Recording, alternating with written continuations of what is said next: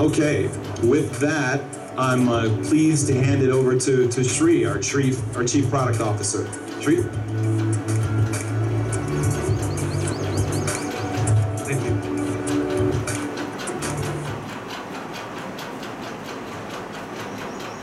So again, thank you for spending some time with us. We're more than happy to host you all.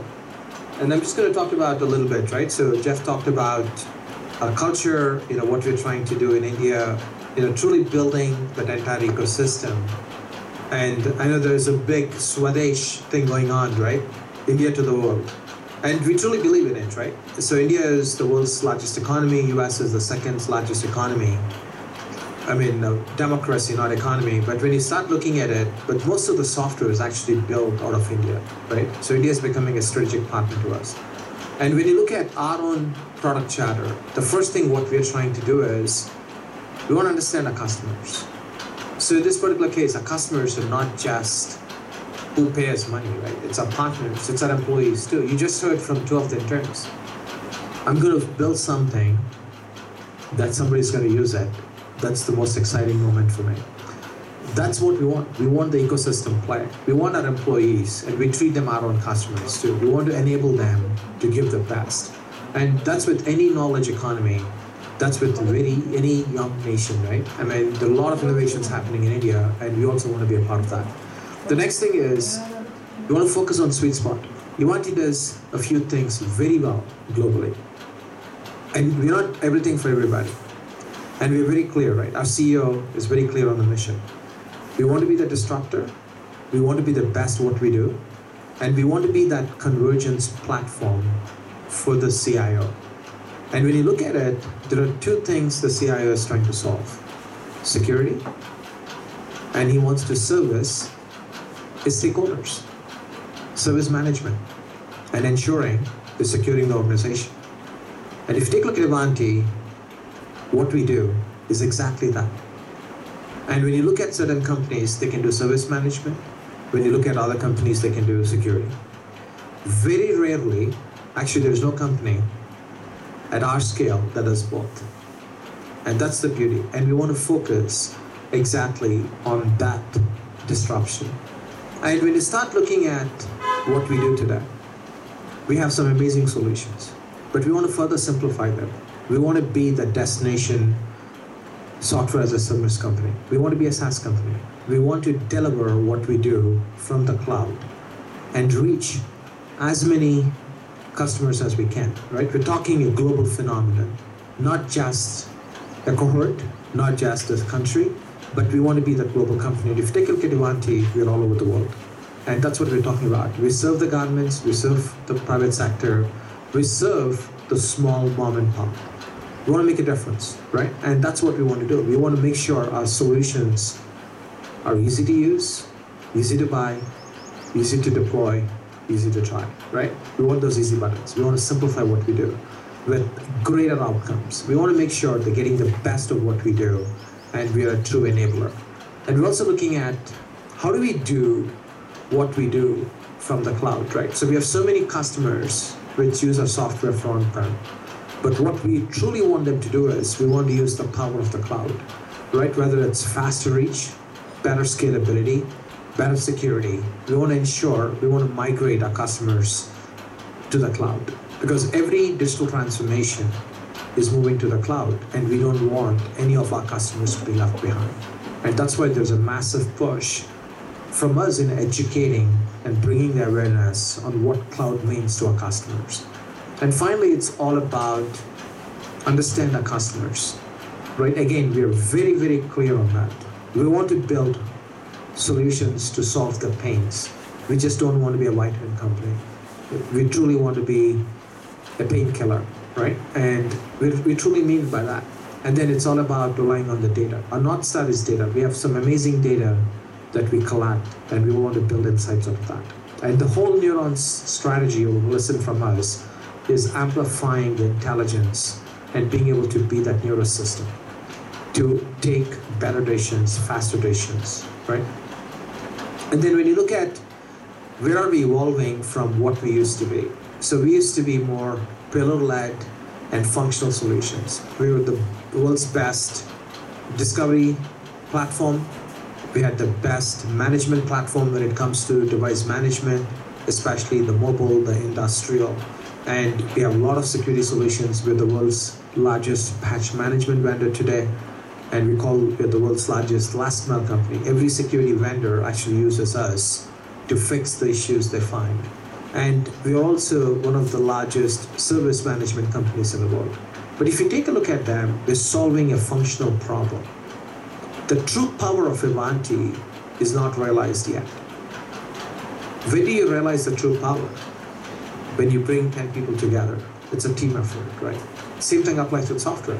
We can exponentially solve some of the hardest problems that are being faced by digital ecosystems today. And what did we do? And if you take a look at our strategy, our promise is we'll simplify what we do. We're solving the two problems, security and service management. We categorize everything that does security, endpoint management, right? Mobile device management, patch management, vulnerability management, right? And what do they all do? They collect a lot of data. We build intelligence to get insights. From that, we help faster decisions and we take actions, right? And when you go down, all these tools, what do? Create tickets. Somebody has to go address them. That's your service management. Fantastic. What is the problem statement? We don't have enough people. We have inflation. I can't hire people fast enough. I have data that's generated. I have tickets being generated. How do I solve the human problem? The talent gap. By introducing automation. To do that, we need to stitch these things together. They need to be interoperable. They need to be talking to each other. And that's exactly what we have done. We built an entire neural system that will communicate with each other, take the signals from each other, help each other to get greater outcomes. And when you look at it, there are elements that will feed into each other. There are elements that will learn from each other. There are elements that lack from each other. And that's exactly what we have built. And we're continuing to double down on our strategy to take it to the next level.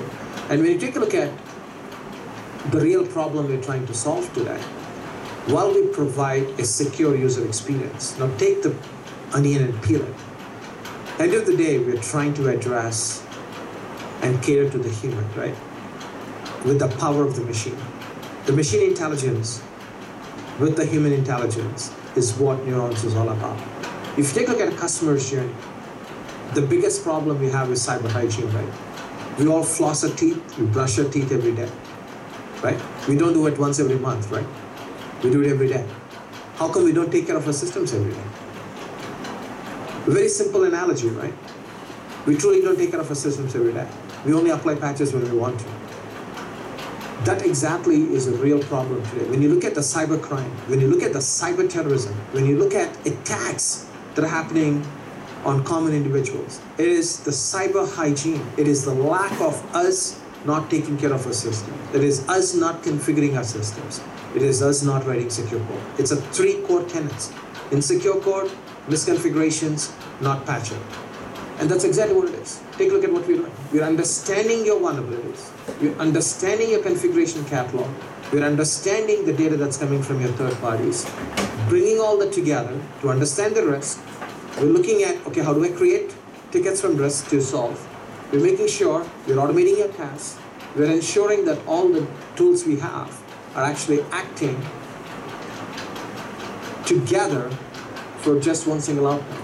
Make sure we have the best digital experience and solve the real hard problems. That's all we're doing. We're stitching the data together to get better outcomes, right? And the problem we're solving is the world's largest, cyber hygiene. Today, if you don't have hygiene, you're prone to attacks, you're prone to ransomware, you're prone to all kinds of stuff. And that's where we believe you're actually truly addressing the real pain point. And when you start looking this further, how do we elevate our work? And this is extremely important. While we talk about we take care of a human, how are we measuring the human experience? What are 3 things that matter? Your access. How successful am I in my access? One thing that will irritate is if it takes 3 minutes to get you access to your computers, you're going to hate that. When you come in, you want to be able to just get in like that, right? And you want the browser to be popping up. You want your music going on, right? You want to be able to write code and browse. Think about all these things. Your computer needs to be functional. It's the battery. It's the connectivity. It's your apps running. Every single thing needs to work synchronously. And remember, the whole thing about digital experience is first discovering your assets, understanding what am I doing to resolve the pain points, understanding what do we recommend that you do from a preventive perspective, not after the fact, right? So if you take a look at good examples, preventive maintenance. Think about the human body. Why do we go get our annual checkup? Because we don't want to end up in the emergency room, right? The same emergency doctor will charge you 1 lakh rupees. If you go to a regular doctor, he'll charge you 50 rupees. I don't think we'll get for 50 rupees now anymore, but 1,000 rupees, right? That's exactly what we're talking about. It's preventive maintenance. The way we're doing it is collecting all the data signals, and we can now measure that. We can give you your device score, your human experience score, right? And your service score. Everything you do, we can start collecting the data and measuring that. And that's one of the very unique things what we brought to the forefront. What will that do? It's going to help the executives measure the happiness of your employees. Are they happy or not? Because end of the day, for a CEO, right? Like when Jeff is here, his number one thing is, are my employees happy? That's the number one thing. The number second thing is, are my customers happy? The third thing is, are my investors happy? If the employees are not happy, your customers are not going to be happy. If the customers are not going to be happy, your investors won't be happy, right? It's a symbiotic relationship. And you can see that. This is how every company's board and CEOs are starting to look at, are our people happy with what we provide them? And okay, fantastic. And then when you start looking at elevated experiences, right? We're looking at productivity, security, employee retention, and the customer satisfaction, right? And then today, when you look at what we have done here, the whole concept of getting the best of our employees, right? We started an innovation challenge. I mean, you typically see a lot of hackathons happening, a lot of things happening. One thing we found interesting is you'll see there's a lot of AI. Whether it's service management, whether it's your co-pilot helping you code better, or whether it's looking at your zero trust, some of the things you talked about, or it's open integrations with OpenAI, or intelligence redemption. So these are the top. We have 140 submissions, over 200 engineers coming up with some amazing ideas that will actually have a global impact. And if you take a look at India engineering as a primary example, so we have 11 patent applications, 6 came from India, and then today, we actually have 25 leading world patents. And then this innovation challenge had 7 patentable ideas. So we're seeing a lot of amazing talent come out of here. And then we also have an amazing partnership with Securin.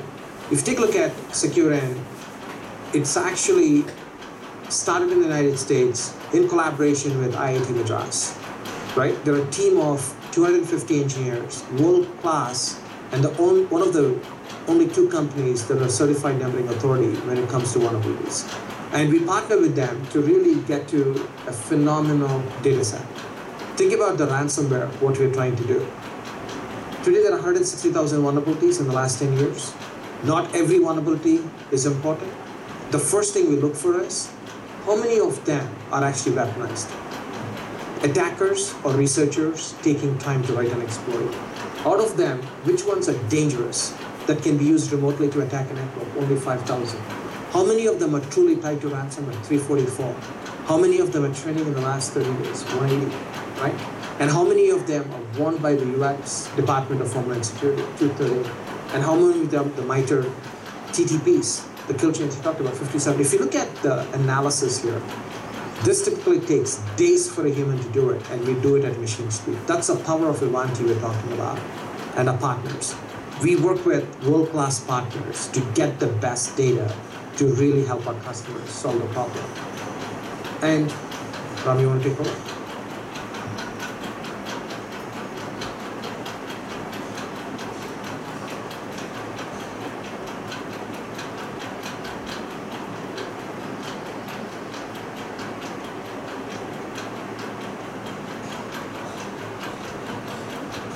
So typically when you talk about security, right, you talk about known assets, you talk about assets that you know of in the cloud, on-prem, you're talking about API endpoints that you know of. But today, what does an attacker see of you? There are assets that you don't know that are out there that are exposed.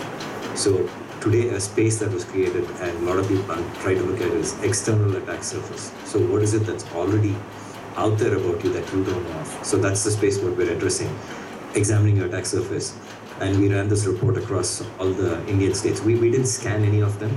We just went to look out on the surface and dark web to see how exposed all our state governments is. We did this for the US, so we thought it would be a good idea to do this for India as well. So if you look at it, over the years, the cybersecurity incidents that have been reported by CERT has been gradually increasing, and it's really exponentially gone up in the last 2 years, if you see. It's so huge. So it's very apt that we ran this report at this point. And if you look at the key findings, if you look at the entire matrix, you see the findings, the impact, and if you look at what might happen and the recommendation and mitigation. So this is the most important aspect when you look at it.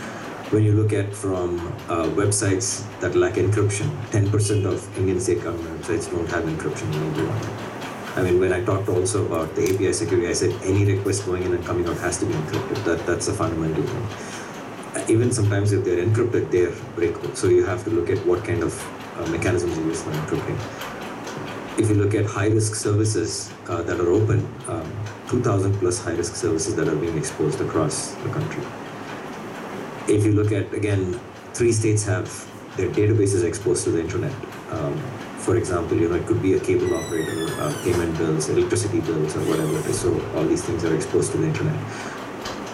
If you have to actually see what is the real threat, right? Taking this down or doing any of these things, if somebody wants to cause trouble to us,